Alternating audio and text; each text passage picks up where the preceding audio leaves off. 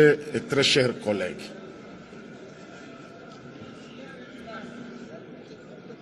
je ne dirais pas que l'heure est grave, c'est quelque chose qui relève de notre compétence.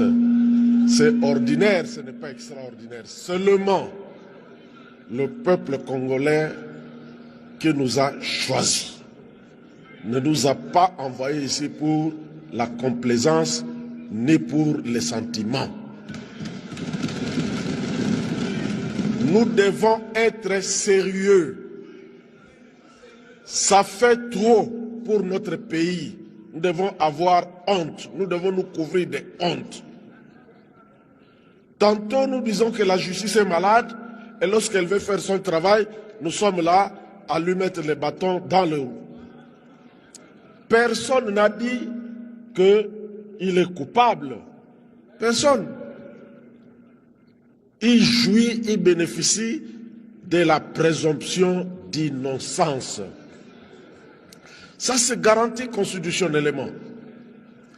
On veut en savoir davantage. Et nous allons nous interposer pour l'interdire. Non. Mais le ministère public peut, après instruction, dire que les faits ne sont pas établis.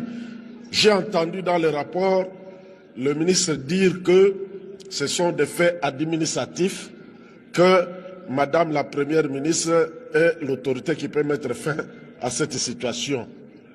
Mais qu'il aille dire ça au procureur général, on va l'acter et qu'il prouve cela. Seulement lorsque le procureur général va se convaincre d'engager les poursuites après cette instruction, qu'il en informera le chef de l'État et même Madame la Première ministre. Honorable Président, ce débat, je crois qu'on devrait se comporter comme avec le premier rapport. Ce débat, ça nous fait perdre du temps. Nous ne sommes pas là pour sauver ni pour condamner. Nous disons seulement que, tel que nous avons entendu les faits, il y a lieu que le ministre qui bénéficie de la présomption d'innocence aille s'expliquer davantage devant le procureur général dans son bureau. C'est tout. Alors nous allons dire non. Pourquoi? Qu'est-ce qui va nous fonder à dire non, qu'on n'autorise pas les poursuites? On va dire quoi devant ce micro? Quel est l'argument? Les jeunes, oui, les jeunes. Moi, j'ai été vice-ministre dans ce pays à 37 ans. Le chef de l'État fait confiance. Le chef de l'État fait confiance aux jeunes. Il faut que les jeunes puissent le lui rendre. Nous n'avons pas besoin d'une jeunesse pressée, d'une jeunesse qui voudrait... Non, à moins qu'on ait des ambitions cachées. 2028 approche. Honorable Président, je vous prie, et j'ai pris les collègues, qu'on ne perde pas le temps. Nous aimons bien le ministre Moutamba.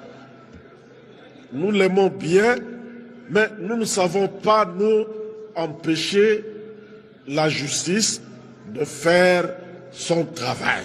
Il s'agit de ça.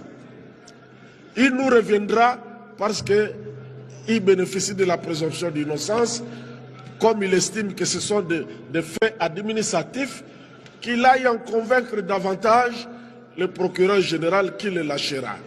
Honorable Président, nous tenons à la crédibilité de cette Chambre.